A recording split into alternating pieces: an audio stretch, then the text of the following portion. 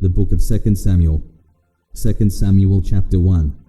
After the death of Saul, David returned from defeating the Amalekites and stayed at Ziklag for 2 days. On the third day a man with torn clothes and dust on his head came from Saul's camp. When he came to David, he fell to the ground and paid homage. David asked him, "Where have you come from?" He replied to him, "I've escaped from the Israelite camp." "What was the outcome? Tell me," David asked him.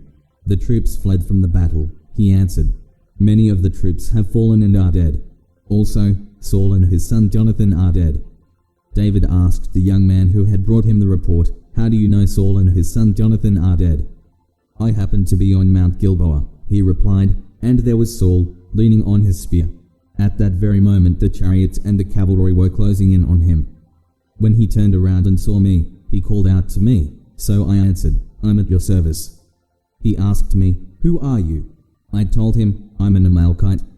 Then he begged me, 'Stand over me and kill me, for I'm mortally wounded, but my life still lingers.' So I stood over him and killed him because I knew that after he had fallen he couldn't survive. I took the crown that was on his head and the armband that was on his arm, and I've brought them here to my lord." Then David took hold of his clothes and tore them, and all the men with him did the same. They mourned, wept, and fasted until the evening for those who died by the sword, for Saul, his son Jonathan, the Lord's people, and the house of Israel. David inquired of the young man who had brought him the report, "Where are you from?" "I'm the son of a foreigner," he said.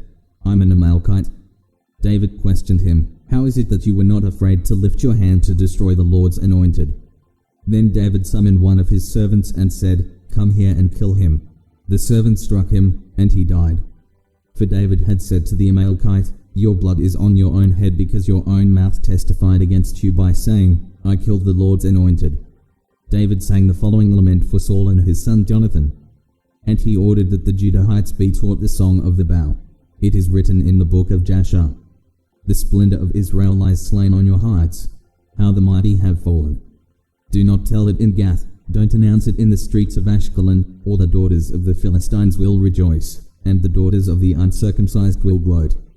Mountains of Gilboa, let no dew or rain be on you, or fields of offerings, for there the shield of the mighty was defiled, the shield of Saul, no longer anointed with oil. Jonathan's bow never retreated, Saul's sword never returned unstained, from the blood of the slain, from the bodies of the mighty. Saul and Jonathan, loved and delightful, they were not parted in life or in death. They were swifter than eagles, stronger than lions.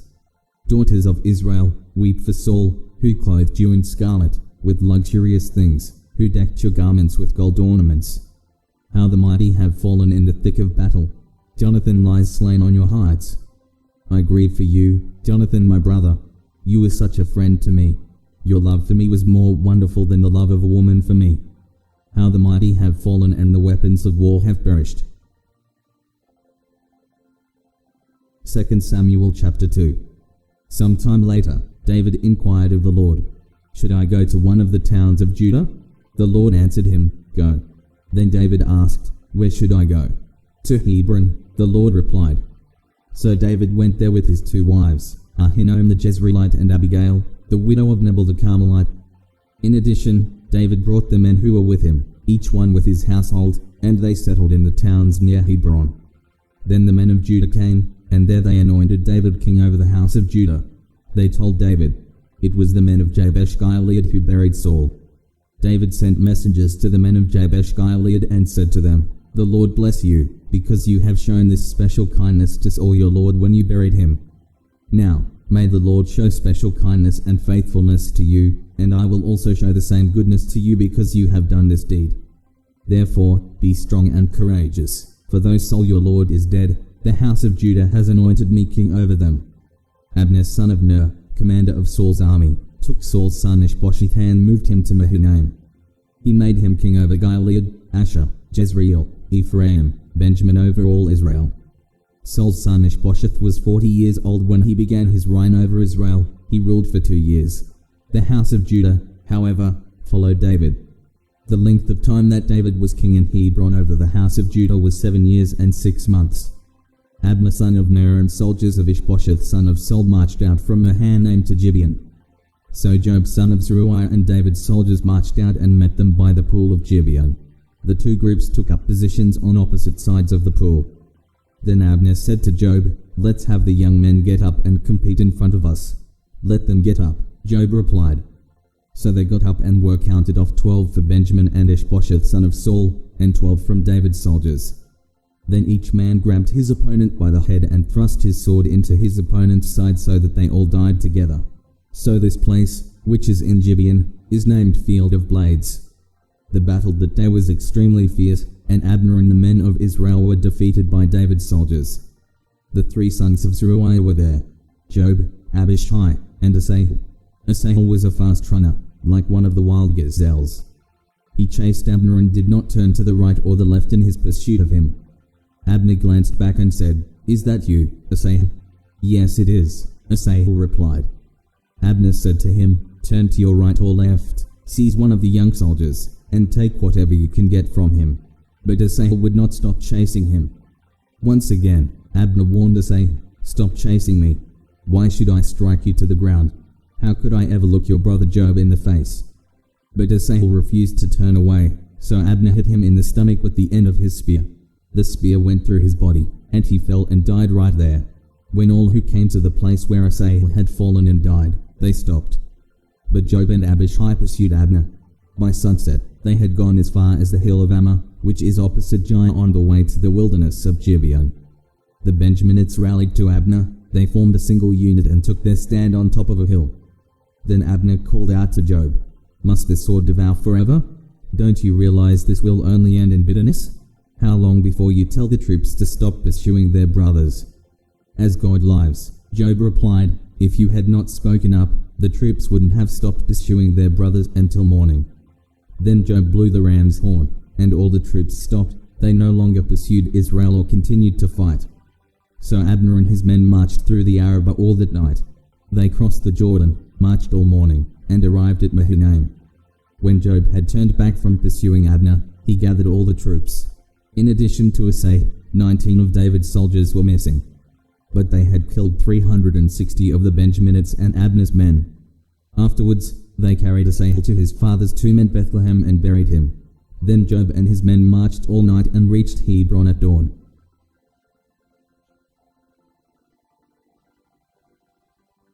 2 Samuel chapter 3. The war between the house of Saul and the house of David was long and drawn out, with David growing stronger and the house of Saul becoming weaker. Sons were born to David in Hebron. His firstborn was Amnon, by Ahinoam the Jezreelite. His second was Chalab, by Abigail, the widow of Nabal the Carmelite. The third was Absalom, son of Maacah, the daughter of King Talmai of Jessa. The fourth was Adonijah, son of Haggith. The fifth was Shephasha, son of Abital. The sixth was Ithrein, by David's wife Iglah. These were born to David in Hebron. During the war between the house of Saul and the house of David, Abner kept acquiring more power in the house of Saul. Now Saul had a concubine whose name was Rizpah, daughter of Aiah, and Ishbosheth questioned Abner, "Why did you sleep with my father's concubine?" Abner was very angry about Ishbosheth's accusation. "Am I a dog's head who belongs to Judah?" he asked. "All this time I've been loyal to the house of your father Saul, to his brothers, and to his friends, and haven't handed you over to David, but now you accuse me of wrongdoing with this woman. May God punish Abner and do so severely if I don't do for David what the Lord swore to him, to transfer the kingdom from the house of Saul and establish the throne of David over Israel and Judah from Dan to Beersheba." Ishbosheth could not answer Abner because he was afraid of him. Abner sent messengers as his representatives to say to David, "Whose land is it? Make your covenant with me, and you can be certain I am on your side to handle Israel over to you."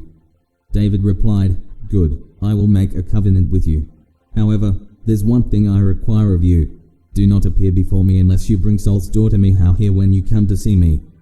Then David sent messengers to say to Ishbosheth, son of Saul, "Give me back my wife, Michal. I was engaged to her for the price of 100 Philistine foreskins."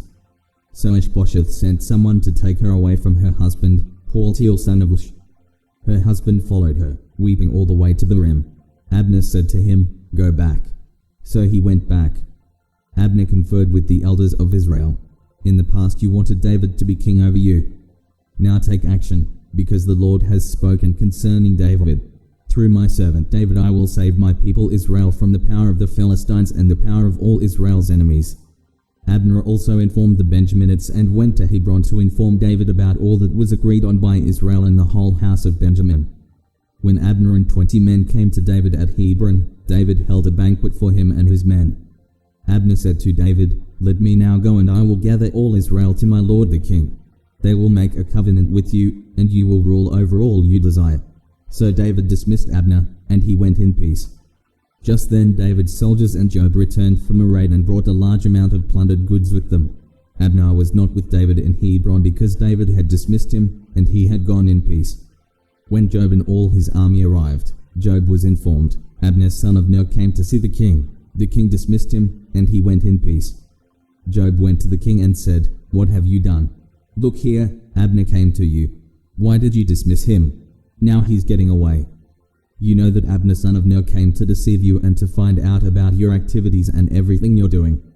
Then Joab left David and sent messengers after Abner. They brought him back from the well of Zerah, but David was unaware of it. When Abner returned to Hebron, Joab pulled him aside to the middle of the gateway, as if to speak to him privately, and there Joab stabbed him in the stomach. So Abner died in revenge for the death of Asahel, Joab's brother. David heard about it later and said, "I and my kingdom are forever innocent before the Lord concerning the blood of Abner son of Ner. May it hang over Joab's head and his father's whole house, and may the house of Joab never be without someone who has an infection or leprosy, or a man who can only work a spindle, or someone who falls by the sword or starves." Joab and his brother Abishai killed Abner because he had put their brother Asahel to death in the battle at Gibeon. David then ordered Joab and all the people who were with him, "Tear your clothes, put on sackcloth, and mourn over Abner." And King David walked behind the funeral procession. When they buried Abner in Hebron, the king wept aloud at Abner's tomb. All the people wept. And the king sang a lament for Abner. "Should Abner die as a fool dies? Your hands were not bound, your feet not placed in bronze shackles. You fell like one who falls victim to criminals." And all the people wept over him even more. Then they came to urge David to eat bread while it was still day, but David took an oath. "May God punish me and do so severely if I taste bread or anything else before sunset." All the people took note of this, and it pleased them. In fact, everything the king did pleased them. On that day all the troops and all Israel were convinced that the king had no part in the killing of Abner son of Ner. Then the king said to his soldiers, "You must know that a great leader has fallen in Israel today. As for me, even though I am the anointed king, I have little power today. These men, the sons of Zeruiah, are too fierce for me. May the Lord repay the evildoer according to his evil."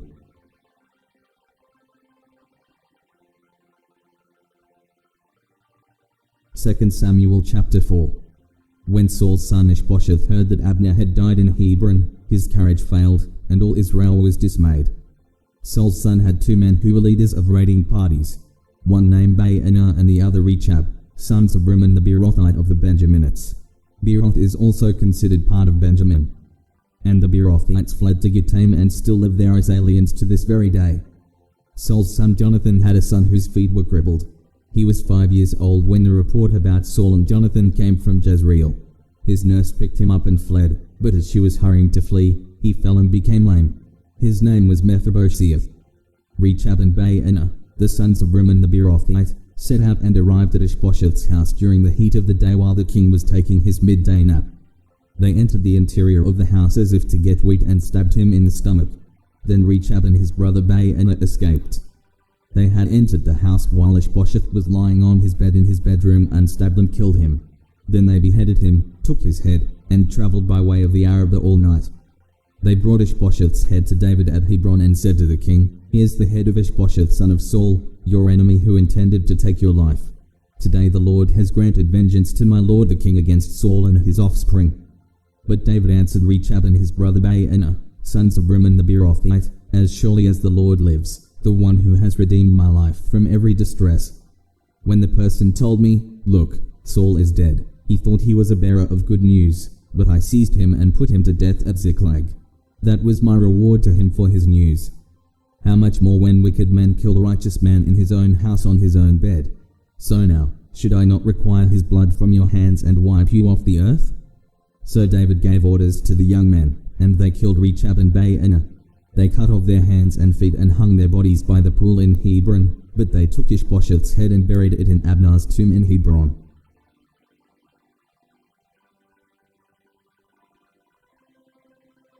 Second Samuel chapter 5. All the tribes of Israel came to David at Hebron and said, "Here we are, your own flesh and blood. Even while Saul was king over us, you were the one who led us out to battle and brought us back. The Lord also said to you, 'You will shepherd my people Israel and be ruler over Israel.'" So all the elders of Israel came to the king at Hebron. King David made a covenant with them at Hebron in the Lord's presence, and they anointed David king over Israel. David was 30 years old when he began his reign. He reigned 40 years. In Hebron he reigned over Judah 7 years and 6 months, and in Jerusalem he reigned 33 years over all Israel and Judah. The king and his men marched to Jerusalem against the Jebusites who inhabited the land. The Jebusites had said to David, "You will never get in here. Even the blind and lame can repel you," thinking, "David can't get in here." Yet David did capture the stronghold of Sion, the city of David. He said that day, "Whoever attacks the Jebusites must go through the water shaft to reach the lame and the blind who are despised by David." For this reason it is said, "The blind and the lame will never enter the house." David took up residence in the stronghold, which he named the city of David. He built it up all the way around from the supporting terraces inward. David became more and more powerful, and the Lord God of hosts was with him. King Hiram of Tyre sent envoys to David. He also sent cedar logs, carpenters, and stone masons, and they built a palace for David. Then David knew that the Lord had established him as king over Israel and had exalted his kingdom for the sake of his people Israel.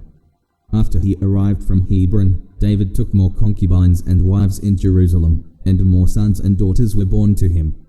These are the names of those born to him in Jerusalem: Shammua, Shobab, Nathan, Solomon, Ibba, Elishua, Nepheg, Japhia, Elishama, Eliada, and Eliphelet. When the Philistines heard that David had been anointed king over Israel, they all went in search of David, but he heard about it and went down to the stronghold. So the Philistines came and spread out in the valley of Rephaim. Then David inquired of the Lord, "Should I go to war against the Philistines? Will you hand them over to me?" The Lord replied to David, "Go, for I will certainly hand the Philistines over to you."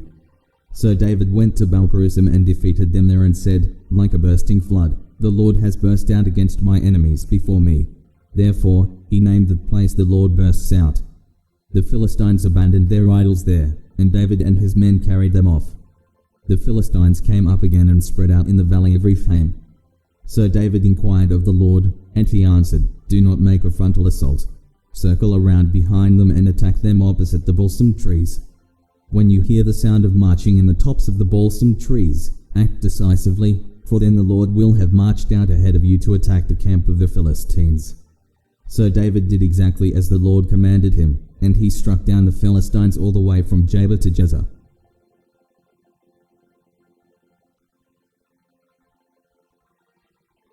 Second Samuel chapter 6.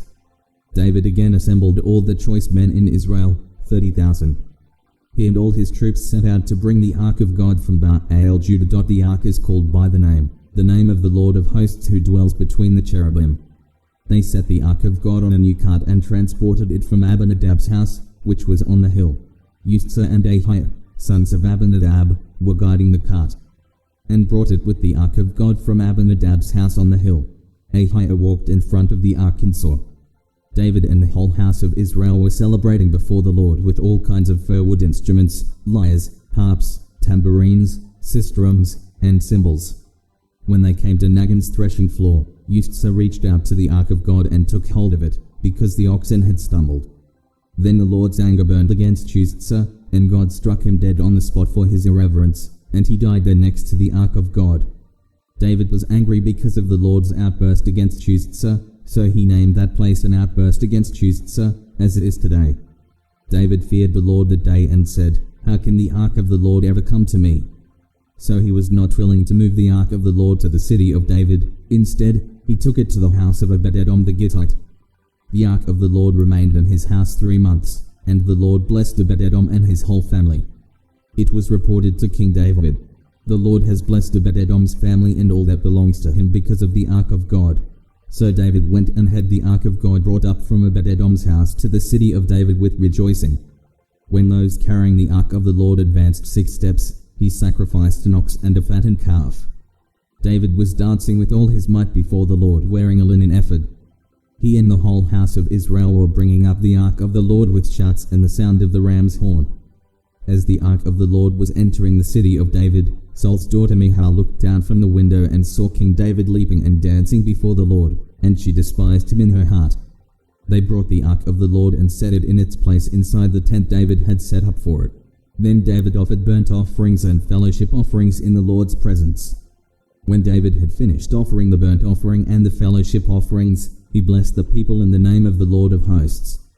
Then he distributed a loaf of bread, a date cake, and a raisin cake to each one of the whole multitude of the people of Israel, both men and women. Then all the people left, each to his own home. When David returned home to bless his household, Saul's daughter Michal came out to meet him. How the king of Israel honored himself today. She said, he exposed himself today in the sight of the slave girls of his subjects like a vulgar person would expose himself.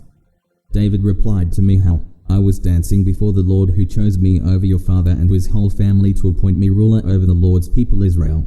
I will celebrate before the Lord. And I will humble myself even more and humiliate myself, not I will be honored by the slave girls you spoke about. And Saul's daughter Michal had no child to the day of her death.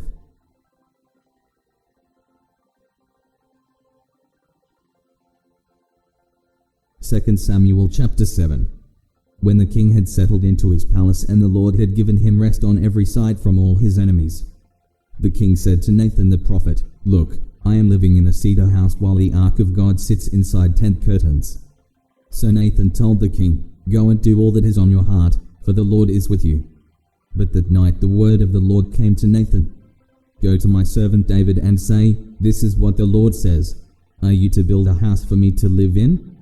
From the time I brought the Israelites out of Egypt until today I have not lived in a house. Instead, I have been moving around with the tabernacle tent.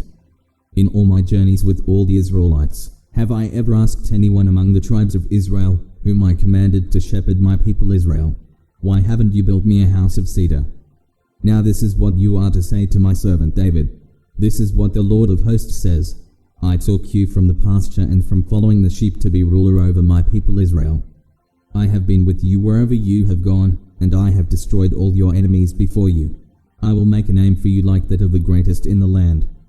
I will establish a place for my people Israel and plant them, so that they may live there and not be disturbed again.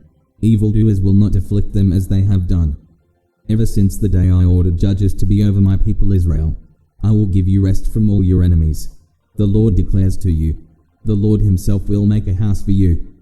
When your time comes and you rest with your fathers, I will raise up after you your descendant, who will come from your body, and I will establish his kingdom. He will build a house for my name, and I will establish the throne of his kingdom forever. I will be a father to him, and he will be a son to me. When he does wrong, I will discipline him with a human rod and with blows from others.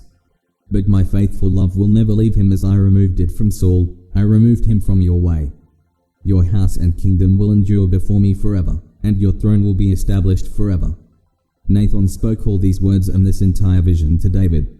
Then King David went in, sat in the Lord's presence, and said, Who am I, Lord God, and what is my house that you have brought me this far? What you have done so far was a little thing to you, Lord God, for you have also spoken about your servant's house in the distant future. And this is a revelation for mankind, Lord God. What more can David say to you? You know your servant, Lord God. Because of your word and according to your will, you have revealed all these great things to your servant. This is why you are great, Lord God. There is no one like you, and there is no God besides you, as all we have heard confirms. And who is like your people Israel? God came to one nation on earth in order to redeem a people for himself, to make a name for himself, and to perform for them great and awesome acts, driving out nations and their gods before your people of you redeemed for yourself from Egypt. You established your people Israel, your own people forever, and you, Lord, have become their God. Now, Lord God, fulfill the promise forever that you have made to your servant and his house. Do as you have promised, so that your name will be exalted forever, when it is said, The Lord of hosts is God over Israel. The house of your servant David will be established before you. Since you, Lord of hosts, God of Israel, have revealed this to your servant when you said, I will build a house for you. Therefore, your servant has found the courage to pray this prayer to you. Lord God, you are God, your words are true, and you have promised this grace to your servant. Now, please bless your servant's house so that it will continue before you forever. For you, Lord God, have spoken, and with your blessing your servant's house will be blessed forever.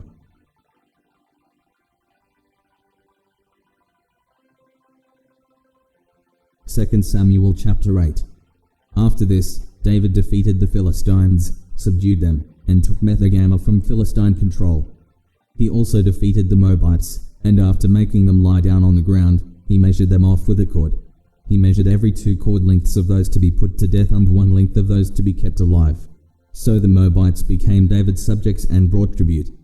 David also defeated Hadadezer son of Rehob, king of Zobah, who went to restore his control at the Euphrates River. David captured 1,700 horsemen and 20,000 foot soldiers from him, and he hamstrung all the horses, and he kept 100 chariots. When the Arameans of Damascus came to assist King Hadadezer of Zobah, David struck down 22,000 Aramean men. Then he placed garrisons in Aram of Damascus, and the Arameans became David's subjects and brought tribute. The Lord made David victorious wherever he went. David took the gold shields of Hadadezer's officers and brought them to Jerusalem. King David also took huge quantities of bronze from Beta and Berothai, Hadadezer's cities. When King Toi of Hamath heard that David had defeated the entire army of Hadadezer, he sent his son Joram to King David to greet him and to congratulate him because David had fought against Hadadezer and defeated him, for Toi and Hadadezer had fought many wars. Joram had items of silver, gold, and bronze with him.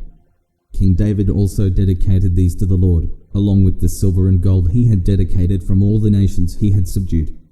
From Edom, Moab, the Ammonites, the Philistines, the Amalekites, and the spoil of Hadadezer son of Rehob, king of Zobah. David made a reputation for himself when he returned from striking down 18,000 Edomites in the Valley of Salt. He placed garrisons throughout Edom, and all the Edomites were subject to David. The Lord made David victorious wherever he went. So David reigned over all Israel, administering justice and righteousness for all his people. Job son of Zeruiah was over the army. Jehoshaphat son of Ahilud was court historian. Zadok son of Ahitub and Ahimelech son of Abiathar were priests. Seraiah was court secretary. Benaiah son of Jehoiada was over the Truthites and the Pelethites, and David's sons were chief officials.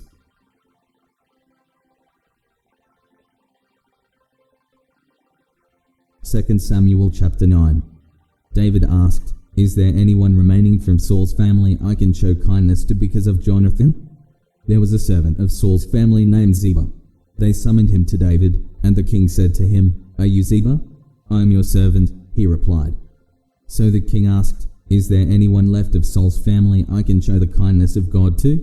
Ziba said to the king, There is still Jonathan's son who is lame in both feet. The king asked him, Where is he? Ziba answered the king, You'll find him in Lodabar at the house of Michah son of Amiel. So King David had him brought from the house of Michah son of Amiel in Lodabar. Mephibosheth son of Jonathan son of Saul came to David, bowed down to the ground and paid homage. David said, Mephibosheth, I am your servant, he replied. Don't be afraid, David said to him, since I intend to show you kindness because of your father Jonathan. I will restore to you all your grandfather Saul's fields, and you will always eat meals at my table. Mephibosheth bowed down and said, What is your servant that you take an interest in a dead dog like me? Then the king summoned Saul's attendant Ziba and said to him, I have given to your master's grandson all that belonged to Saul and his family. You, your sons, and your servants are to work the ground for him, and you are to bring in the crops so your master's grandson will have food to eat. But Mephibosheth, your master's grandson, is always to eat at my table. Now Ziba had 15 sons and 20 servants. Ziba said to the king, Your servant will do all my lord the king commands. So Mephibosheth ate at David's table just like one of the king's sons. Mephibosheth had a young son whose name was Micah. All those living in Ziba's house were Mephibosheth's servants. However, Mephibosheth lived in Jerusalem because he always ate at the king's table. He was lame in both feet.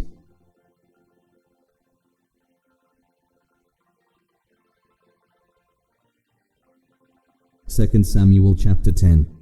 Sometime later the king of the Ammonites died, and his son Hanun became king in his place. Then David said, I'll show kindness to Hanun son of Nahash, just as his father showed kindness to me.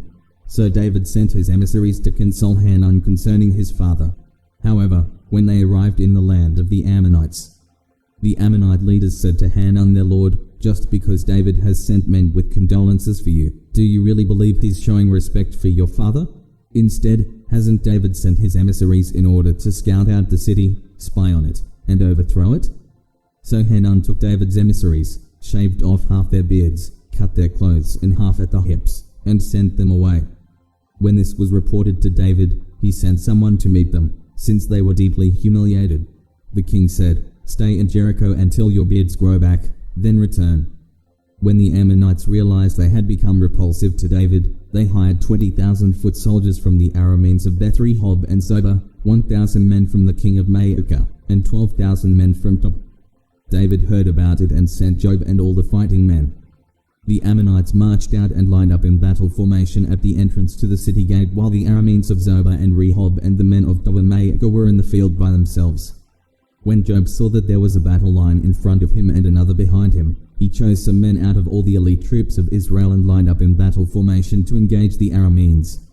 He placed the rest of the forces under the command of his brother Abishai, who lined up in battle formation to engage the Ammonites. If the Arameans are too strong for me, Joab said, then you will be my help. However, if the Ammonites are too strong for you, I'll come to help you. Be strong. We must prove ourselves strong for our people and for the cities of our God. May the Lord's will be done. Joab and his troops advanced to fight against the Arameans, and they fled before him. When the Ammonites saw that the Arameans had fled, they too fled before Abishai and entered the city. So Joab withdrew from the attack against the Ammonites and went to Jerusalem. When the Arameans saw that they had been defeated by Israel, they regrouped.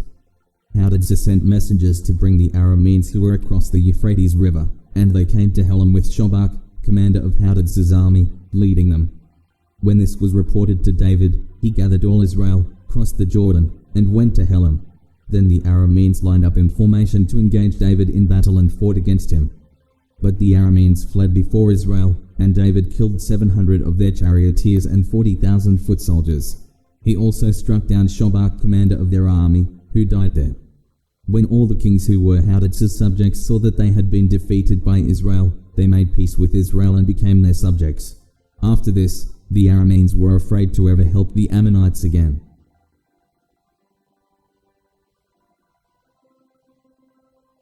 Second Samuel chapter 11. In the spring, when kings march out to war, David sent Joab with his officers and all Israel. They destroyed the Ammonites and besieged Rabbah, but David remained in Jerusalem. One evening David got up from his bed and strolled around on the roof of the palace. From the roof he saw a woman bathing, a very beautiful woman. So David sent someone to inquire about her, and he reported, This is Bathsheba, daughter of Eliam and wife of Uriah the Hittite. David sent messengers to get her, and when she came to him, he slept with her. Now she had just been purifying herself from her uncleanness. Afterwards, she returned home. The woman conceived and sent word to inform David, I am pregnant. David sent orders to Joab, Send me Uriah the Hittite. So Joab sent Uriah to David. When Uriah came to him, David asked how Joab and the troops were doing and how the war was going. Then he said to Uriah, Go down to your house and wash your feet. So Uriah left the palace, and a gift from the king followed him. But Uriah slept at the door of the palace with all his master's servants. He did not go down to his house. When it was reported to David, Uriah didn't go home. David questioned Uriah, Haven't you just come from a journey? Why didn't you go home? Uriah answered David, The ark, Israel, and Judah are dwelling in tents, and my master Joab and his soldiers are camping in the open field. How can I enter my house to eat and drink and sleep with my wife? As surely as you live and by your life, I will not do this.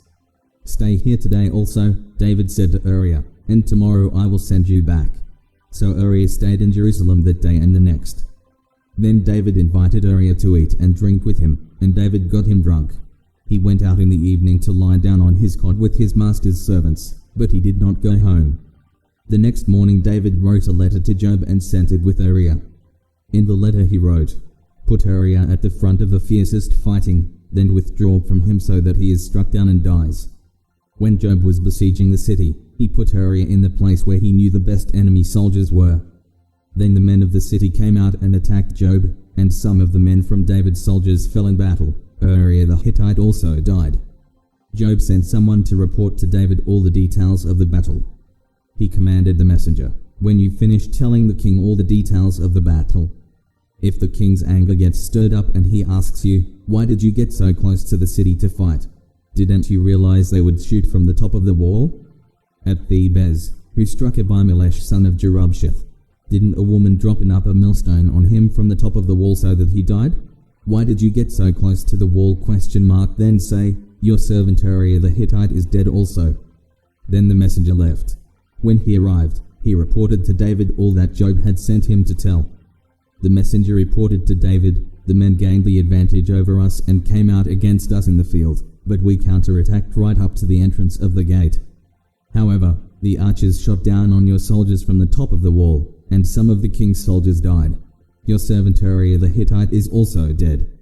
David told the messenger, "Say this to Job, 'Don't let this matter upset you because the sword devours all alike. Intensify your fight against the city and demolish it. Encourage him.'" When Uriah's wife heard that her husband Uriah had died, she mourned for him. When the time of mourning ended, David had her brought to his house. She became his wife and bore him a son. However, the Lord considered what David had done to be evil.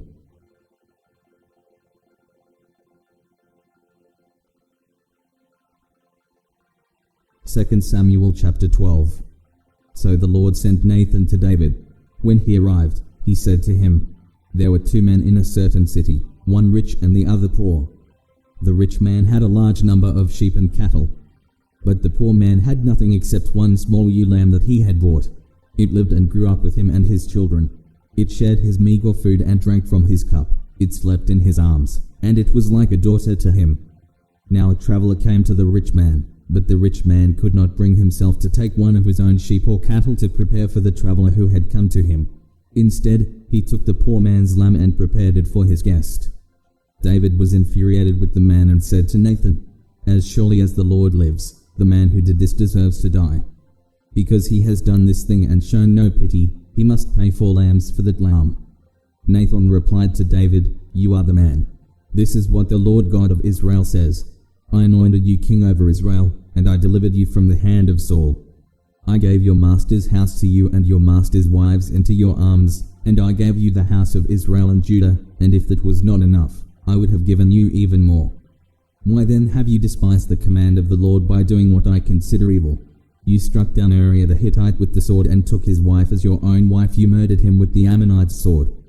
Now therefore, the sword will never leave your house because you despised me and took the wife of Uriah the Hittite to be your own wife.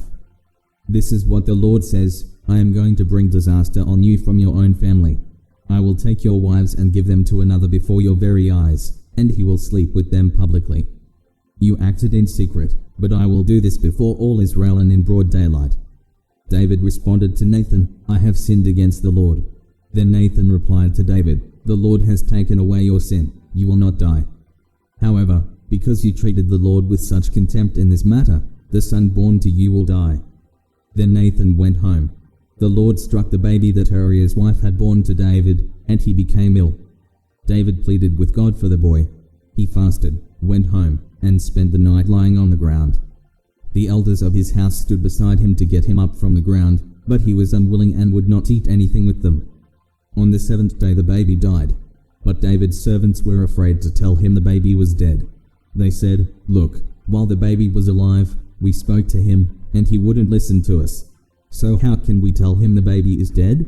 He may do something desperate." When David saw that his servants were whispering to each other, he guessed that the baby was dead. So he asked his servants, "Is the baby dead?" "He is dead," they replied.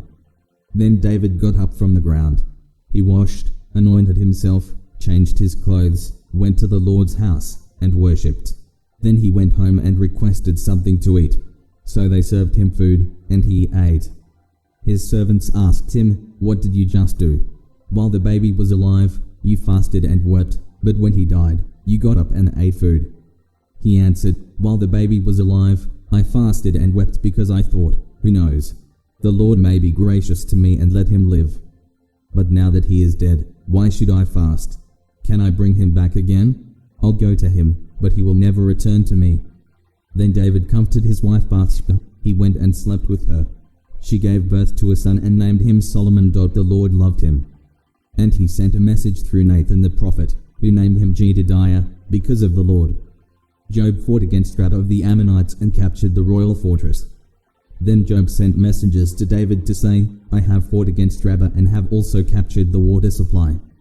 Now therefore, assemble the rest of the troops, lay siege to the city, and capture it. Otherwise I will be the one to capture the city, and it will be named after me." So David assembled all the troops and went to Rabbah. He fought against it and captured it. He took the crown from the head of their king, and it was placed on David's head. The crown weighed 75 pounds of gold, and it had a precious stone in it.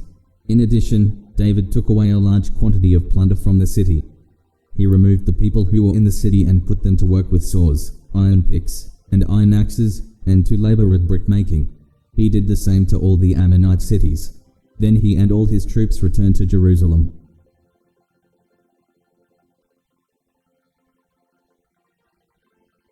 Second Samuel chapter 13. Some time passed. David's son Absalom had a beautiful sister named Tamar, and David's son Amnon was infatuated with her. Amnon was frustrated to the point of making himself sick over his sister Tamar because she was a virgin, but it seemed impossible to do anything to her. Amnon had a friend named Jonadab, a son of David's brother Shimei. Jonadab was a very shrewd man, and he asked Amnon, "Why are you, the king's son, so miserable every morning? Won't you tell me?" Amnon replied, "I'm in love with Tamar, my brother Absalom's sister." Jonadab said to him, "Lie down on your bed and pretend you're sick. When your father comes to see you, say to him, 'Please let my sister Tamar come and give me something to eat. Let her prepare food in my presence so I can watch and eat from her hand.'" So Amnon lay down and pretended to be sick. When the king came to see him, Amnon said to him, "Please let my sister Tamar come and make a couple of cakes in my presence so I can eat from her hand." David sent word to Tamar at the palace, "Please go to your brother Amnon's house and prepare a meal for him." Then Tamar went to his house while Amnon was lying down. She took dough, kneaded it, made cakes in his presence, and baked them. She brought the pan and set it down in front of him, but he refused to eat. Amnon said, "Everyone leave me," and everyone left him. "Bring the meal to the bedroom," Amnon told Tamar, "so I can eat from your hand." Tamar took the cakes she had made and went to her brother Amnon's bedroom. When she brought them to him to eat, he grabbed her and said, "Come sleep with me, my sister." "Don't, my brother," she cried. "Don't humiliate me, for such a thing should never be done in Israel.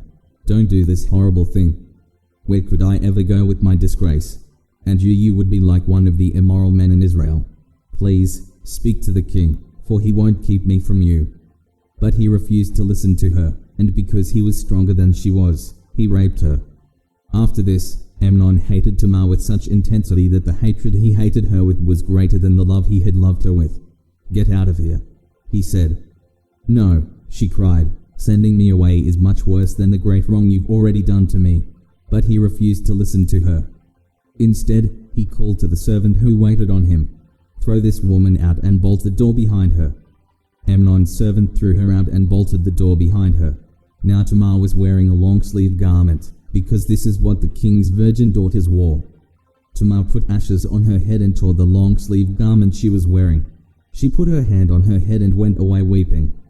Her brother Absalom said to her, "Has your brother Amnon been with you?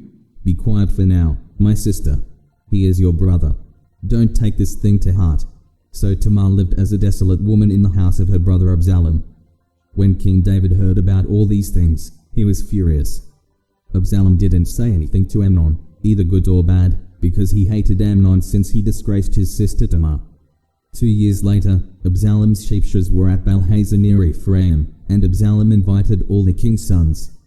Then he went to the king and said, "Your servant has just hired sheepshearers. Will the king and his servants please come with your servant?" The king replied to Absalom, "No, my son, we should not all go, or we would be a burden to you."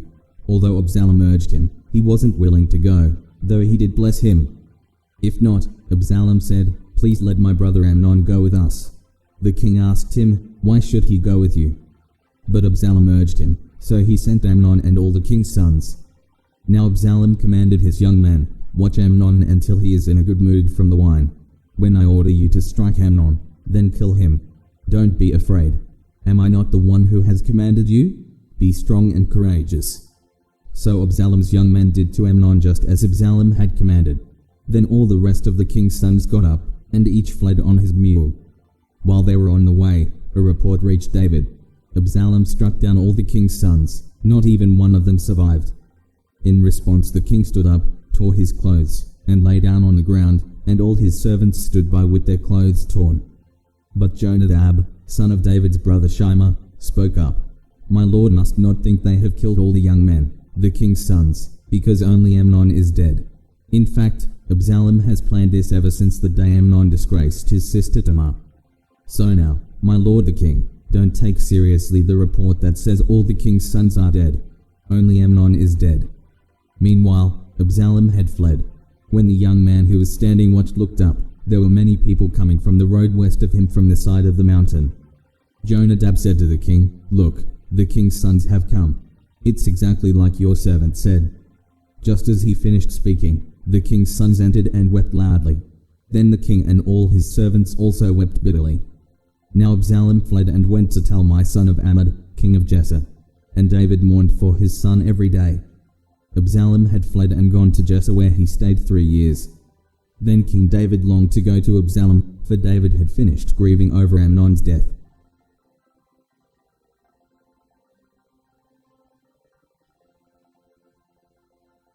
Second Samuel chapter 14.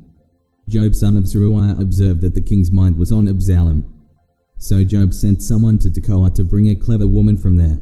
He told her, "Pretend to be in mourning. Dress in mourning clothes and don't put on any oil.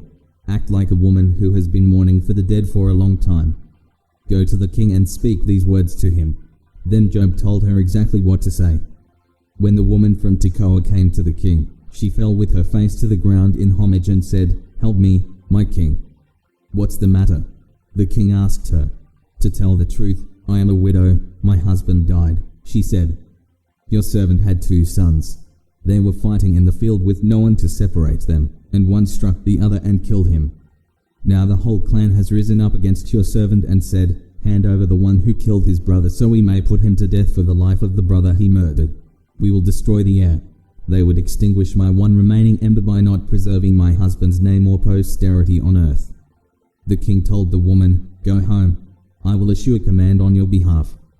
Then the woman of Tekoa said to the king, "My lord the king, may any blame be on me and my father's house, and may the king and his throne be innocent." "Whoever speaks to you," the king said, "bring him to me. He will not trouble you again." She replied, "Please, may the king invoke the Lord your God, so that the avenger of blood will not increase the loss, and they will not eliminate my son. As the Lord lives," he vowed, "not a hair of your son will fall to the ground." Then the woman said, "Please, may your servant speak a word to my lord the king?" "Speak," he replied. The woman asked, "Why have you devised something similar against the people of God?" When the king spoke as he did about this matter, he has pronounced his own guilt. The king has not brought back his own banished one. For we will certainly die and be like water poured out on the ground, which can't be recovered. But God would not take away a life. He would devise plans so that the one banished from him does not remain banished. Now therefore, I've come to present this matter to my lord the king because the people have made me afraid. Your servant thought, I must speak to the king. Perhaps the king will grant his servant's request.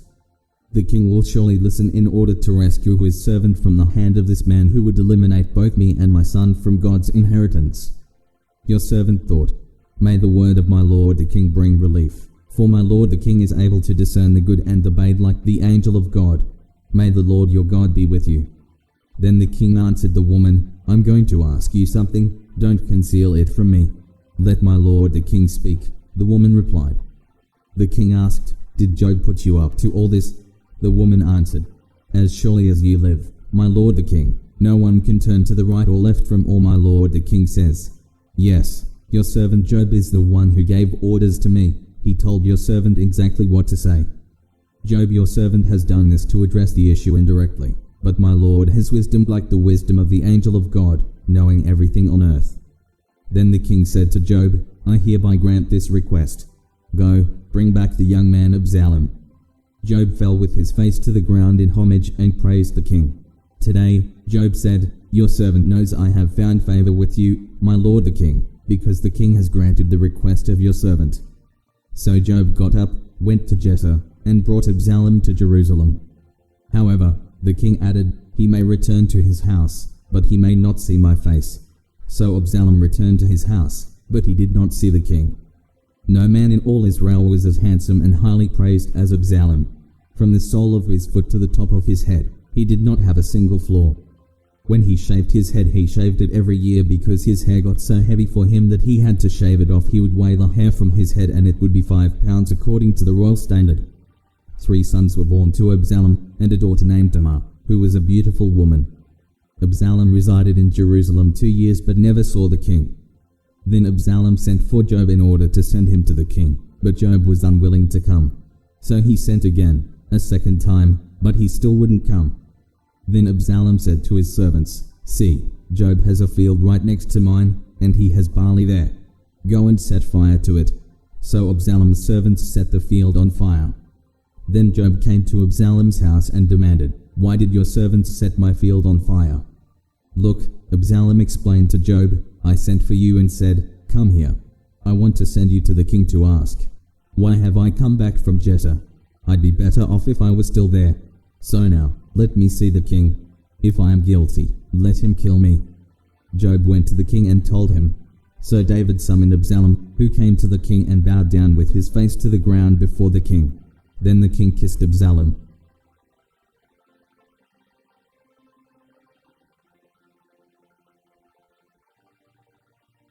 Second Samuel chapter 15.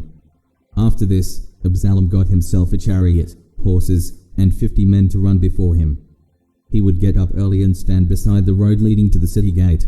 Whenever anyone had a grievance to bring before the king for settlement, Absalom called out to him and asked, "What city are you from?" If he replied, "Your servant is from one of the tribes of Israel," Absalom said to him, "Look, your claims are good and right, but the king does not have anyone to listen to you." He added, "If only someone would appoint me judge in the land. Then anyone who had a grievance or dispute could come to me, and I would make sure he received justice." When a person approached to bow down to him, Absalom reached out his hand, took hold of him, and kissed him. Absalom did this to all the Israelites who came to the king for a settlement. So Absalom stole the hearts of the men of Israel. When 4 years had passed, Absalom said to the king, "Please let me go to Hebron to fulfill a vow I made to the Lord. For your servant made a vow when I lived in Jesser of Aram, saying, 'If the Lord really brings me back to Jerusalem, I will worship the Lord in Hebron.' Go in peace," the king said to him. So he went to Hebron. Then Absalom sent messengers throughout the tribes of Israel with this message: "When you hear the sound of the ram's horn, you are to say, 'Absalom has become king in Hebron.'" 200 men from Jerusalem went with Absalom. They had been invited and were going innocently, for they knew nothing about the whole matter. While he was offering the sacrifices, Absalom sent for David's advisor Ahithophel the Gilonite from his city of Gilo. So the conspiracy grew strong, and the people supporting Absalom continued to increase. Then an informer came to David and reported, "The hearts of the men of Israel are with Absalom." David said to all the servants with him in Jerusalem, "Get up. We have to flee, or we will not escape from Absalom. Leave quickly, or he will overtake us, heap disaster on us, and strike the city with the edge of the sword." The king's servants said to him, "Whatever my lord the king decides, we are your servants." Then the king set out, and his entire household followed him. But he left behind 10 concubines to take care of the palace. So the king set out, and all the people followed him.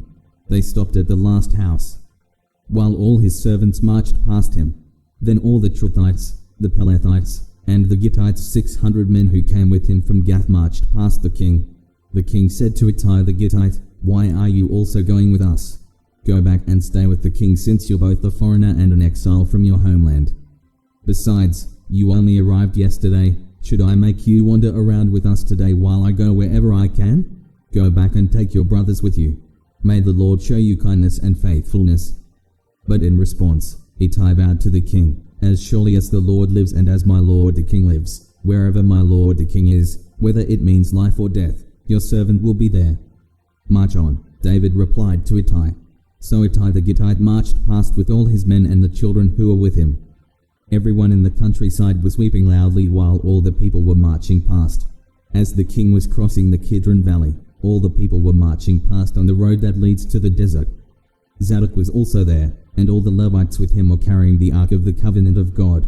They set the Ark of God down, and Abiathar offered sacrifices until the people had finished marching past. Then the king instructed Zadok, "Return the Ark of God to the city. If I find favor in the Lord's eyes, he will bring me back and allow me to see both it and its dwelling place. However, if he should say, 'I do not delight in you,' then here I am, he can do with me whatever pleases him."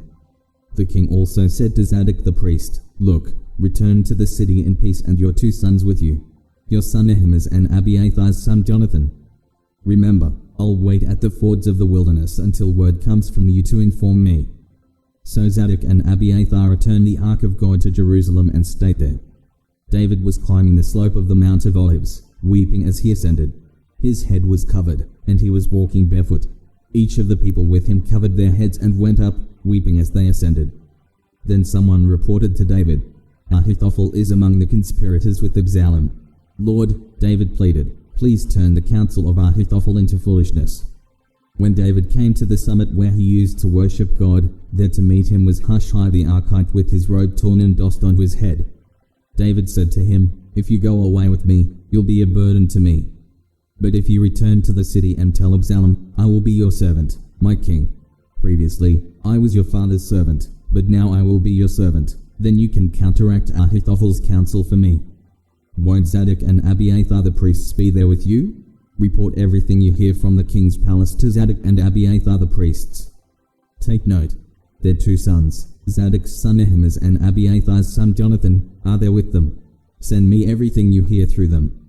So Hushai, David's personal advisor, entered Jerusalem just as Absalom was entering the city.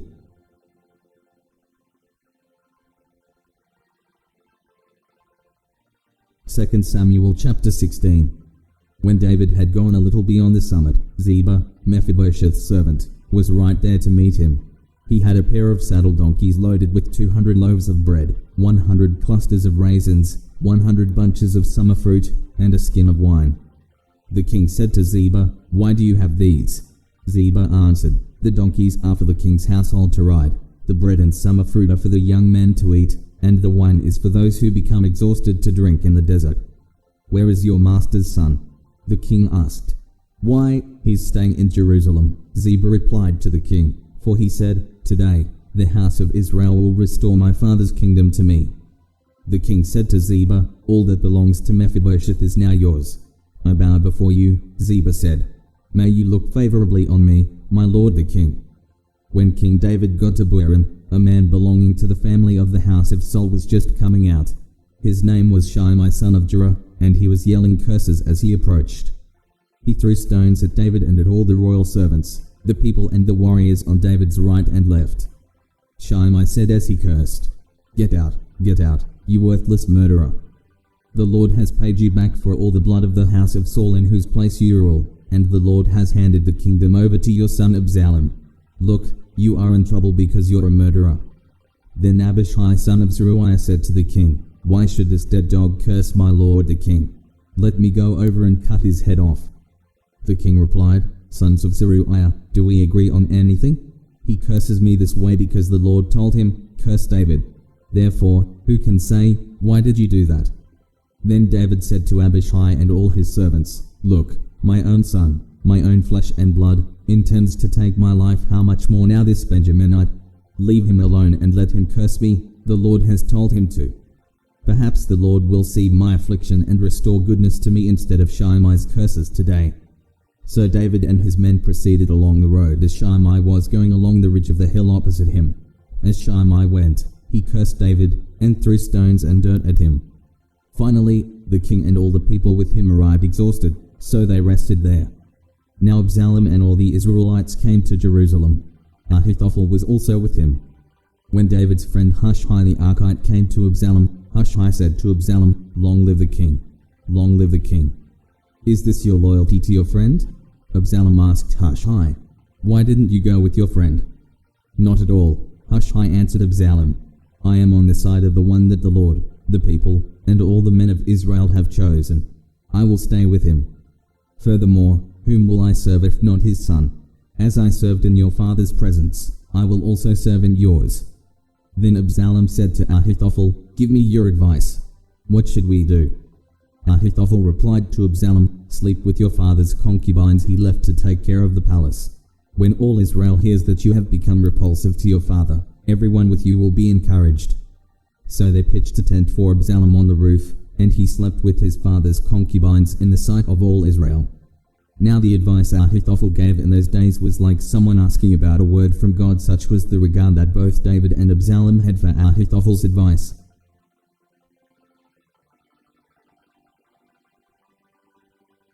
2 Samuel chapter 17. Ahithophel said to Absalom, Let me choose 12,000 men, and I will set out in pursuit of David tonight. I will attack him while he is weak and weary, throw him into a panic, and all the people with him will scatter. I will strike down only the king, and bring all the people back to you. When everyone returns except the man you're seeking, all the people will be at peace. This proposal seemed good to Absalom and all the elders of Israel. Then Absalom said, Summon Hushai the Archite also. Let's hear what he has to say as well. So Hushai came to Absalom, and Absalom told him, Ahithophel offered this proposal. Should we carry out his proposal? If not, what do you say? Hushai replied to Absalom, The advice Ahithophel has given this time is not good. Hushai continued, You know your father and his men. They are warriors and are desperate like a wild bear robbed of her cubs. Your father is an experienced soldier who won't spend the night with the people. He's probably already hiding in one of the caves or some other place. If some of our troops fall first, someone is sure to hear and say, There's been a slaughter among the people who follow Absalom. Then, even a brave man with the heart of a lion will melt because all Israel knows that your father and the valiant men with him are warriors. Instead, I advise that all Israel from Dan to Beersheba, as numerous as the sand by the sea, be gathered to you, and that you personally go into battle. Then we will attack David wherever we find him, and we will descend on him like dew on the ground. Not even one will be left of all the men with him. If he retreats to some city, all Israel will bring ropes to that city, and we will drag its stones into the valley until not even a pebble can be found there.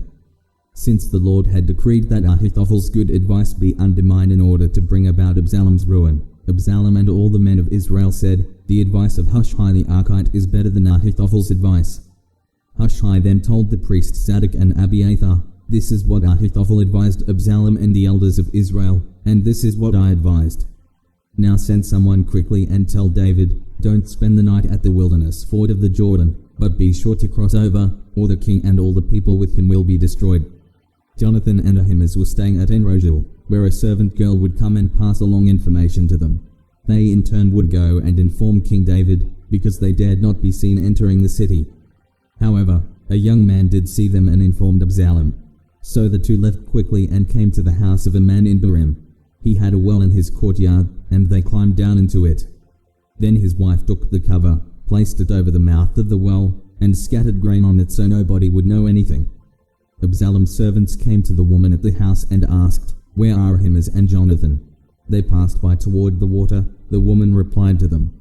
The men searched but did not find them, so they returned to Jerusalem. After they had gone, Ahimaaz and Jonathan climbed out of the well and went and informed King David. They told him, Get up and immediately ford the river, for Ahithophel has given this advice against you. So David and all the people with him got up and crossed the Jordan. By daybreak, there was no one who had not crossed the Jordan. When Ahithophel realized that his advice had not been followed, he saddled his donkey and set out for his house in his hometown. He set his affairs in order and hanged himself. So he died and was buried in his father's tomb. David had arrived at Mahanaim by the time Absalom crossed the Jordan with all the men of Israel. Now Absalom had appointed Amasa over the army in Joab's place. Amasa was the son of a man named Ithra the Israelite. Ithra had married Abigail, daughter of Nahash. Abigail was a sister to Zeruiah, Joab's mother.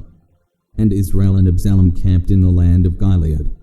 When David came to Mahanaim, Shobi son of Nahash from Rabbah of the Ammonites, Michah son of Amiel from Lodabar, and Barzillai the Gileadite from Rogelim. brought beds, basins, and pottery items. They also brought wheat, barley, flour, roasted grain, beans, lentils, honey, curds, sheep, and cheese from the herd for David and the people with him to eat. They had reasoned, the people must be hungry, exhausted, and thirsty in the desert.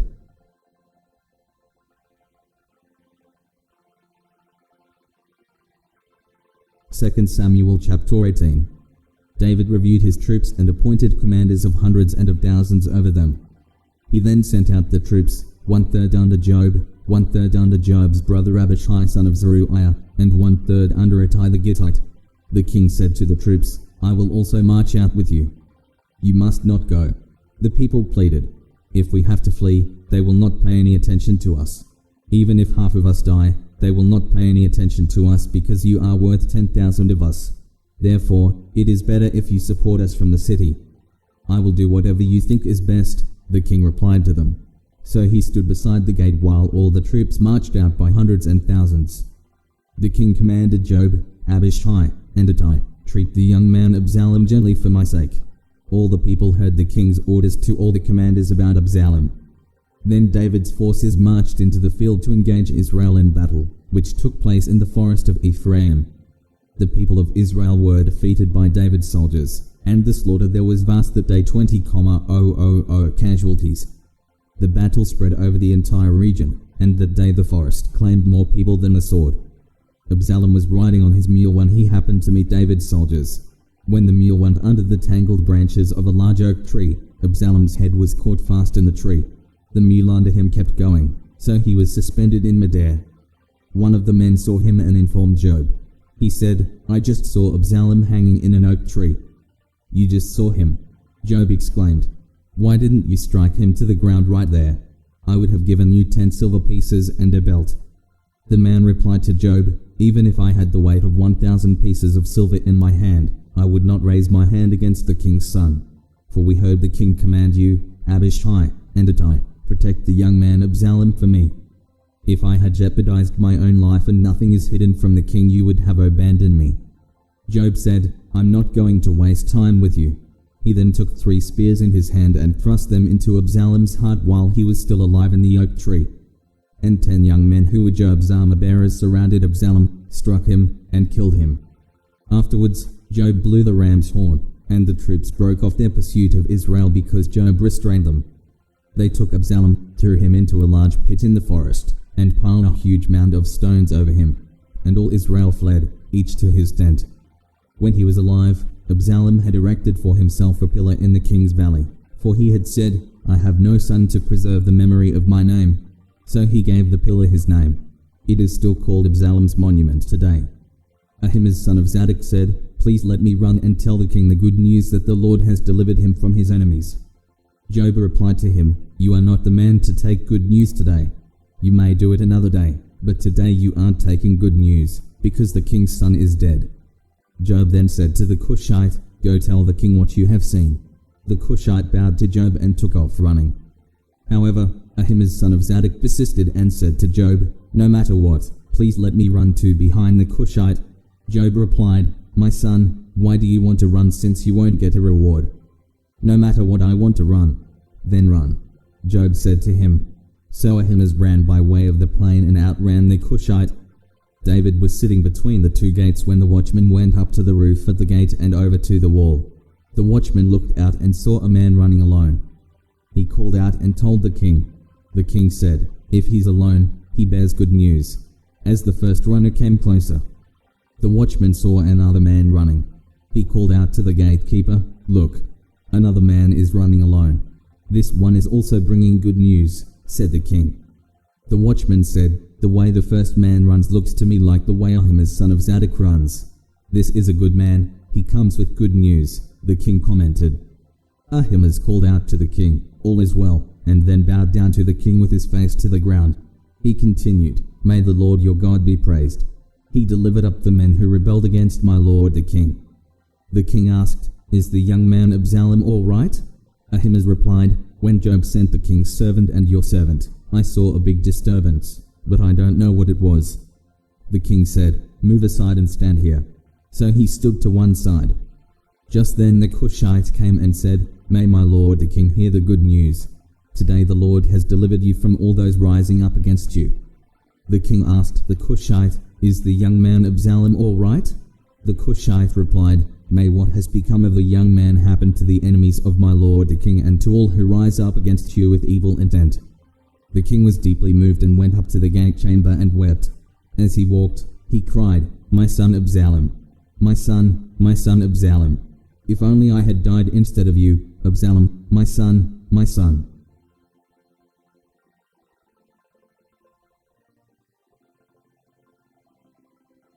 Second Samuel chapter 19.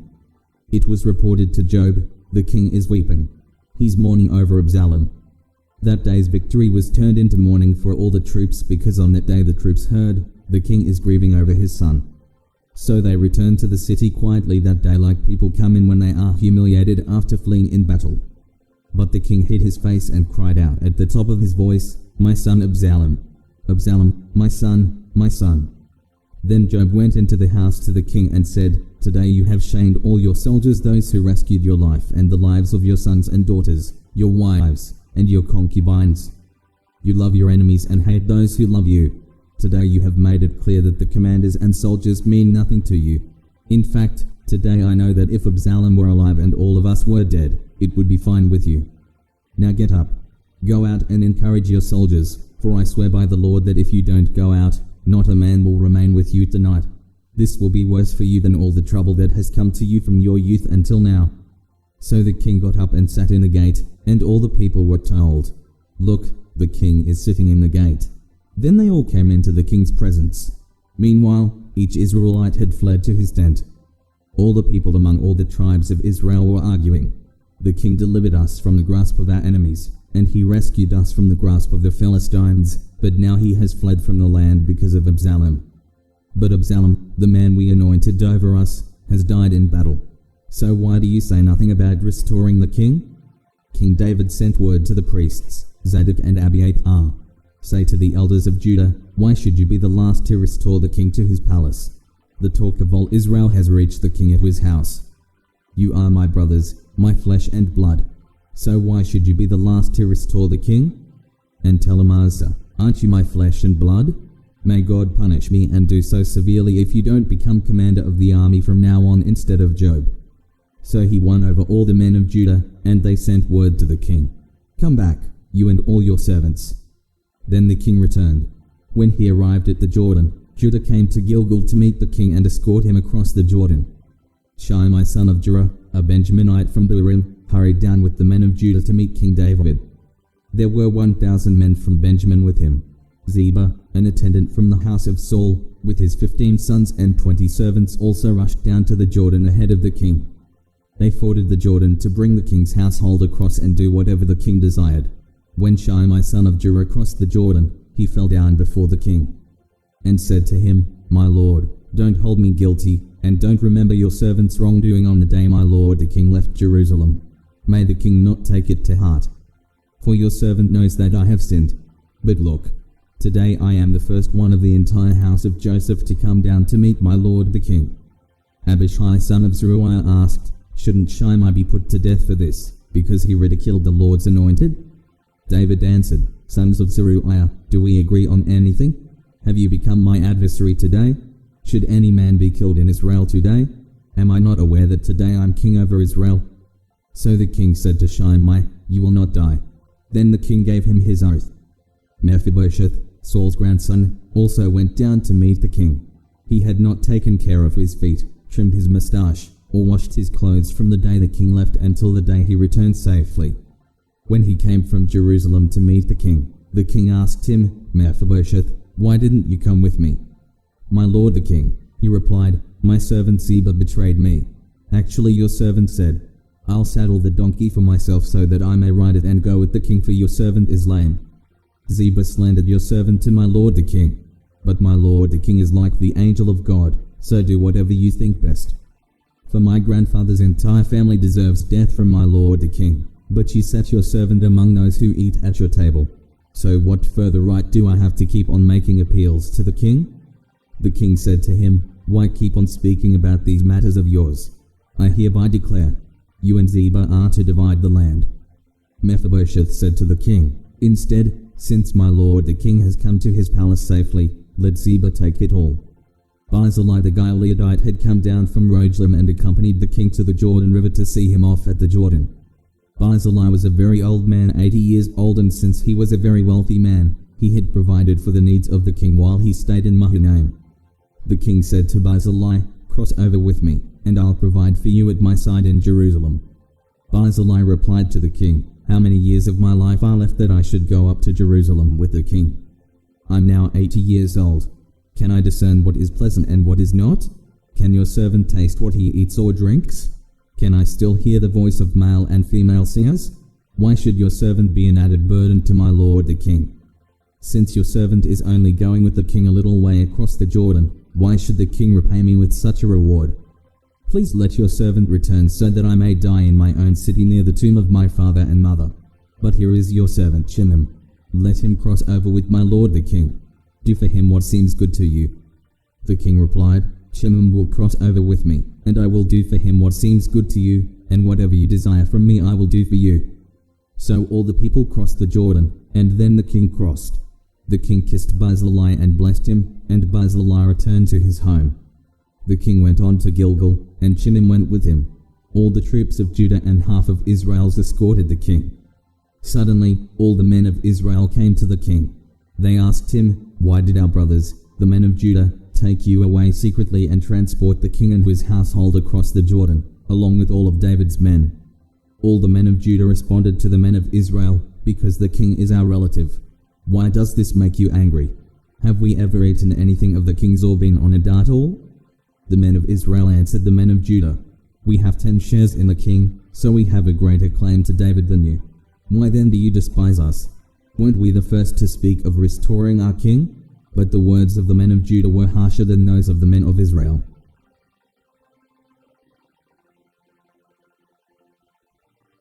2 Samuel chapter 20.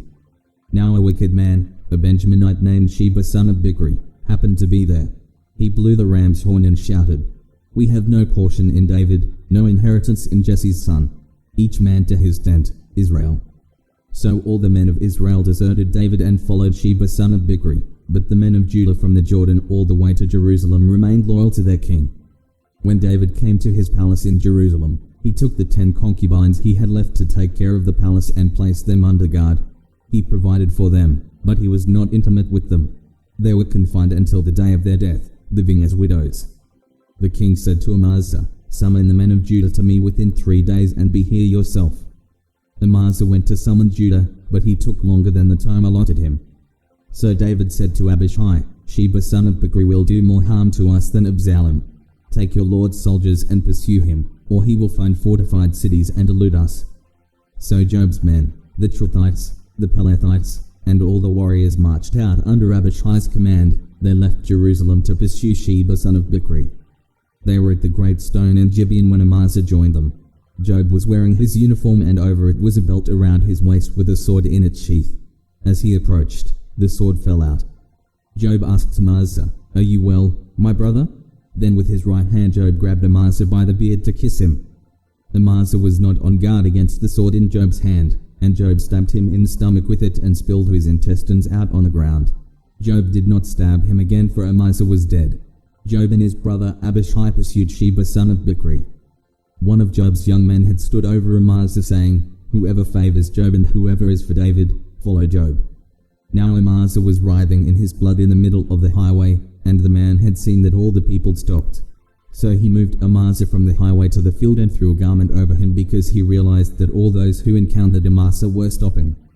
When he was removed from the highway, all the men passed by and followed Joab to pursue Sheba son of Bichri.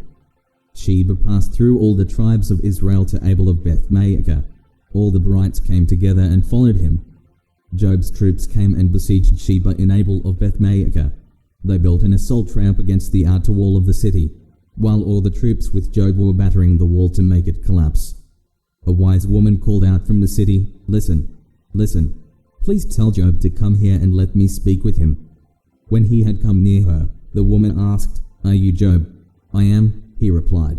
"Listen to the words of your servant," she said to him. He answered, "I'm listening." She said, in the past they used to say, seek counsel in Abel, and that's how they settled disputes. I am a peaceful person, one of the faithful in Israel, but you're trying to destroy a city that is like a mother in Israel. Why would you devour the Lord's inheritance? Job protested, Never. I do not want to destroy. That is not my intention. There is a man named Sheba son of Bichri, from the hill country of Ephraim, who has rebelled against King David.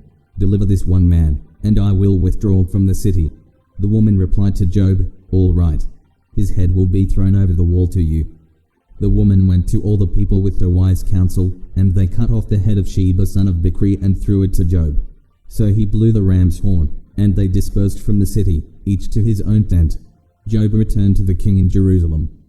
Job commanded the whole army of Israel. Benaiah son of Jehoiada was over the Truthites and Pelethites. Adoram was in charge of forced labor. Jehoshaphat son of Ahilud was court historian. Sheva was court secretary. Zadok and Abiathar were priests. And in addition, Ira the Jairite was David's priest.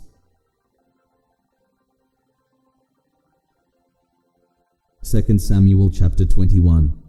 During David's reign there was a famine for 3 successive years, so David inquired of the Lord.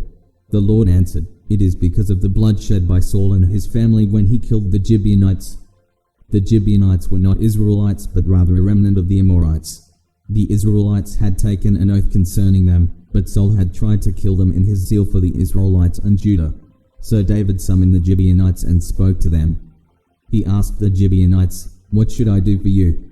How can I wipe out this guilt so that you will bring a blessing on the Lord's inheritance? The Gibeonites said to him, We are not asking for money from Saul or his family, and we cannot put anyone to death in Israel. Whatever you say, I will do for you, he said. They replied to the king, As for the man who annihilated us and plotted to exterminate us so we would not exist within the whole territory of Israel, let 7 of his male descendants be handed over to us so we may hang them in the presence of the Lord at Gibeah of Saul, the Lord's chosen. The king answered, I will hand them over. David spared Mephibosheth, the son of Saul's son Jonathan, because of the oath of the Lord that was between David and Jonathan, Saul's son. But the king took Harmoni and Mephibosheth, who were the 2 sons whom Rizpah daughter of Aiah had borne to Saul, and the 5 sons whom Merab daughter of Saul had borne to Adriel son of Barzillai the Maalathite, and handed them over to the Gibeonites. They hanged them on the hill in the presence of the Lord. The 7 of them died together. They were executed in the first days of the harvest at the beginning of the barley harvest. Rizpah, Aiah's daughter, took sackcloth and spread it out for herself on the rock from the beginning of the harvest until the rain poured down from heaven on the bodies. She kept the birds of the sky from them by day and the wild animals by night. When it was reported to David what Saul's concubine Rizpah, daughter of Aiah, had done, he went and got the bones of Saul and his son Jonathan from the leaders of Jabesh Gilead. They had stolen them from the public square of Bethshan where the Philistines had hung them the day the Philistines killed Saul at Gilboa. David had the bones brought from there. They also gathered up the bones of Saul's family who had been hung. They also buried the bones of Saul and his son Jonathan at Zelah in the land of Benjamin in the tomb of Saul's father Kish. They did everything the king commanded. After this, God answered prayer for the land. The Philistines again waged war against Israel. David went down with his soldiers, and they fought the Philistines, but David became exhausted. Then Ishbi-Benob, one of the descendants of the giant, whose bronze spear weighed about 8 pounds and who wore new armor, intended to kill David. But Abishai son of Zeruiah came to his aid, struck the Philistine, and killed him. Then David's men swore to him, You must never again go out with us to battle. You must not extinguish the lamp of Israel. After this, there was another battle with the Philistines at Gob. At that time Sibkai the Hushathite killed Saph, who was one of the descendants of the giant. Once again there was a battle with the Philistines at Gob, and Elhanan son of Jair-Oregim the Bethlehemite killed Goliath the Gittite. The shaft of his spear was like a weaver's beam. At Gath there was still another battle. A huge man was there with 6 fingers on each hand and 6 toes on each foot, 24 in all. He, too, was descended from the giant. When he taunted Israel, Jonathan, son of David's brother Shimei, killed him. These 4 were descended from the giant in Gath and were killed by David and his soldiers. 2 Samuel chapter 22. David spoke the words of this song to the Lord on the day the Lord rescued him from the hand of all his enemies and from the hand of Saul. He said, "The Lord is my rock, my fortress, and my deliverer, my God, my mountain where I seek refuge, my shield, the horn of my salvation, my stronghold, my refuge, and my Saviour. You save me from violence. I called to the Lord, who is worthy of praise, and I was saved from my enemies. For the waves of death engulfed me, the torrents of destruction terrified me. The ropes of Sheol entangled me, the snares of death confronted me. I called to the Lord in my distress, I called to my God. From his temple he heard my voice, and my cry for help reached to his ears. Then the earth shook and quaked, the foundations of the heavens trembled, they shook because he burned with anger. Smoke rose from his nostrils, and consuming fire came from his mouth, coals were set ablaze by it. He parted the heavens and came down, a dark cloud beneath his feet.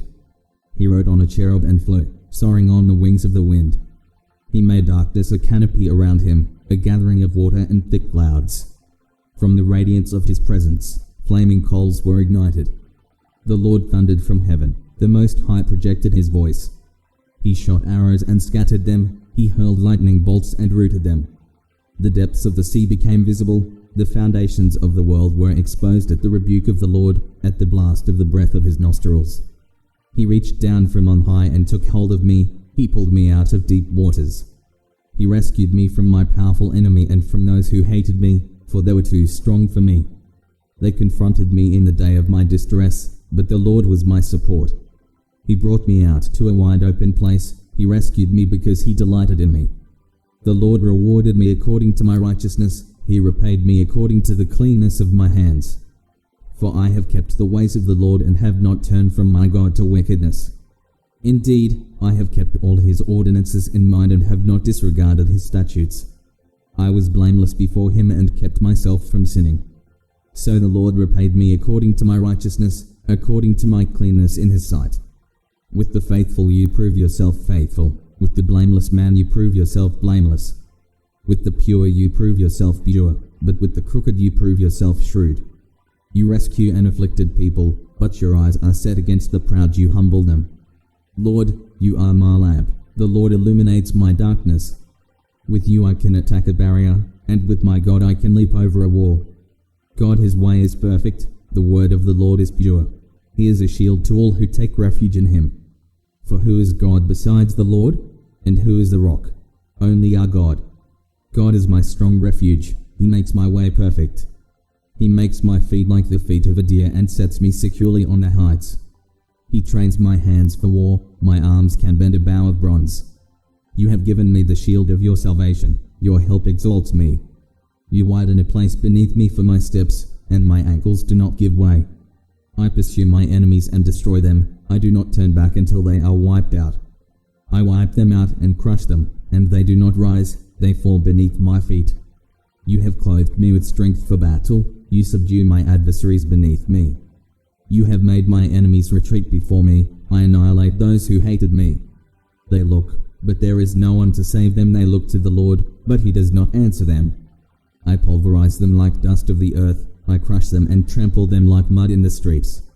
You have freed me from the feuds among my people, you have appointed me the head of nations, a people I had not known serve me. Foreigners submit to me grudgingly, as soon as they hear, they obey me.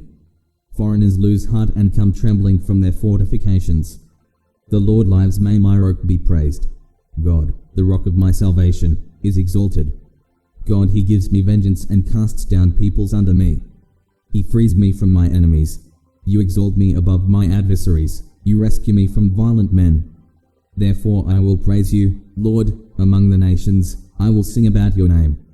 He is a tower of salvation for his king. He shows loyalty to his anointed, to David and his descendants forever.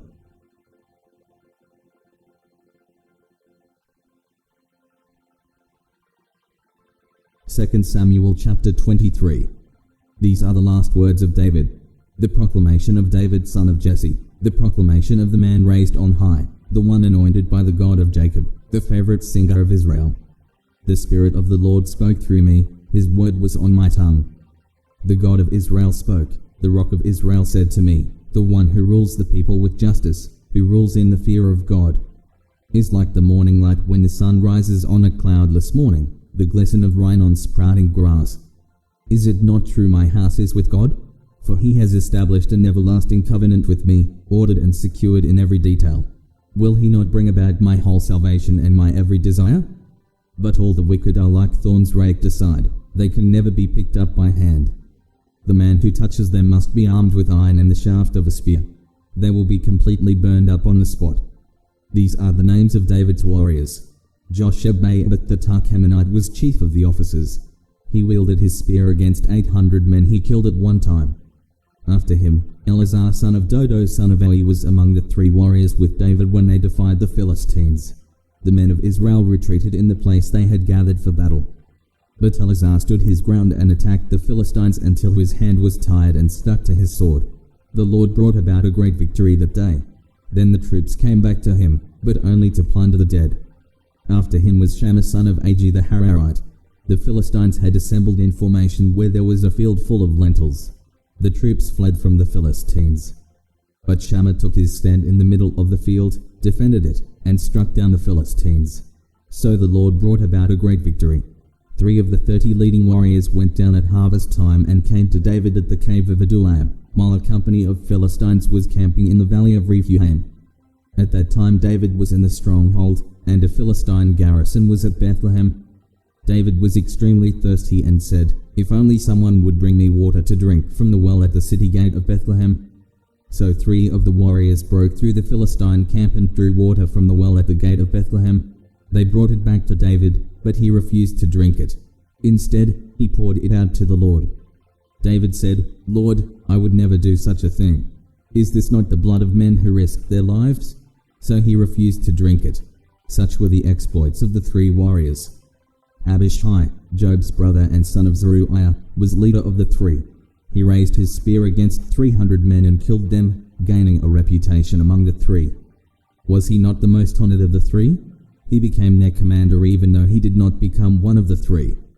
Benaiah son of Jehoiada was the son of a brave man from Kabzeel, a man of many exploits. Benaiah killed 2 sons of Ariel of Moab, and he went down into a pit on a snowy day and killed a lion. He also killed an Egyptian, a huge man. Even though the Egyptian had a spear in his hand, Benaiah went down to him with a club, snatched the spear out of the Egyptian's hand, and then killed him with his own spear. These were the exploits of Benaiah son of Jehoiada, who had a reputation among the 3 warriors. He was the most honored of the 30, but he did not become one of the 3. David put him in charge of his bodyguard.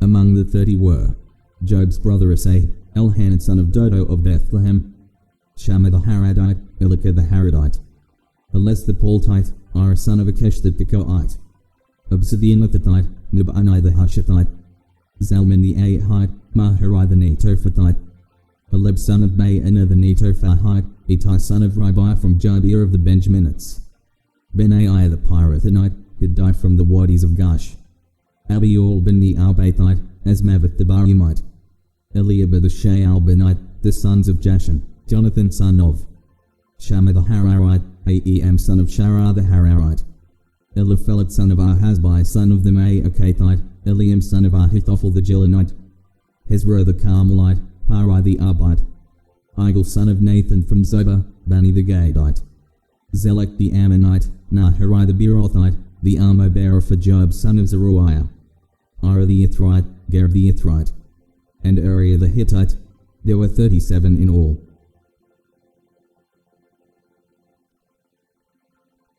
Second Samuel chapter 24. The Lord's anger burned against Israel again, and it stirred up David against them to say, "Go, count the people of Israel and Judah." So the king said to Joab, the commander of his army, "Go through all the tribes of Israel from Dan to Beersheba and register the troops so I can know their number." Joab replied to the king, "May the Lord your God multiply the troops 100 times more than they are while my lord the king looks on. But why does my lord the king want to do this?" Yet the king's order prevailed over Joab and the commanders of the army. So Joab and the commanders of the army left the king's presence to register the troops of Israel. They crossed the Jordan and camped in Roah, south of the town in the middle of the valley, and then proceeded toward Gad and Jazer. They went to Gilead and to the land of the Hittites and continued on to Donjan and around to Sidon. They went to the fortress of Tyre and all the cities of the Hivites and Canaanites. Afterwards, they went to the Negev of Judah at Beersheba. When they had gone through the whole land, they returned to Jerusalem at the end of 9 months and 20 days. Joab gave the king the total of the registration of the troops. There were 800,000 fighting men from Israel and 500,000 men from Judah. David's conscience troubled him after he had taken a census of the troops. He said to the Lord, I have sinned greatly in what I've done. Now, Lord, because I've been very foolish, please take away your servant's guilt. When David got up in the morning, a revelation from the Lord had come to the prophet Gad, David's seer. Go and say to David, this is what the Lord says. I am offering you 3 choices. Choose one of them, and I will do it to you. So Gad went to David, told him the choices, and asked him, do you want 3 years of famine to come on your land, to flee from your foes 3 months while they pursue you, or to have a plague in your land 3 days? Now, think it over and decide what answer I should take back to the one who sent me. David answered Gad, I have great anxiety.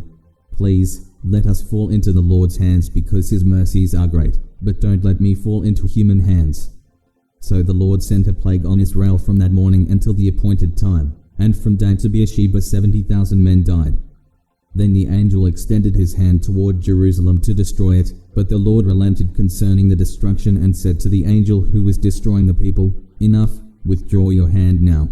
The angel of the Lord was then at the threshing floor of Araunah the Jebusite. When David saw the angel striking the people, he said to the Lord, Look, I am the one who has sinned. I am the one who has done wrong. But these sheep, what have they done? Please, let your hand be against me and my father's family. Gad came to David that day and said to him, Go up and set up an altar to the Lord on the threshing floor of Araunah the Jebusite. David went up in obedience to Gad's command, just as the Lord had commanded. Araunah looked down and saw the king and his servants coming toward him, so he went out and bowed to the king with his face to the ground. Araunah said, Why has my lord the king come to his servant? David replied, To buy the threshing floor from you in order to build an altar to the Lord, so the plague on the people may be halted. Araunah said to David, My lord the king may take whatever he wants and offer it.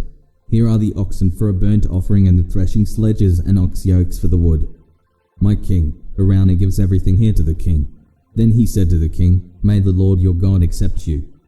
The king answered Araunah, No, I insist on buying it from you for a price, for I will not offer to the Lord my God burnt offerings that cost me nothing. David bought the threshing floor and the oxen for 50 ounces of silver. He built an altar to the Lord there and offered burnt offerings and fellowship offerings. Then the Lord answered prayer on behalf of the land, and the plague on Israel ended.